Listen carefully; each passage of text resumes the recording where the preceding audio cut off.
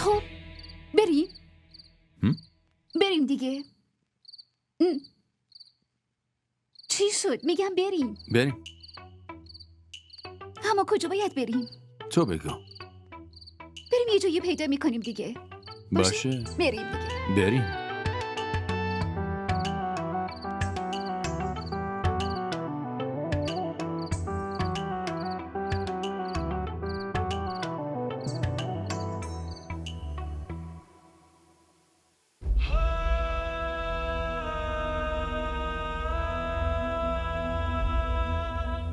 با این کارات میتونی دوباره حنا رو به دست بیاری؟ دیگه نمیخوامش.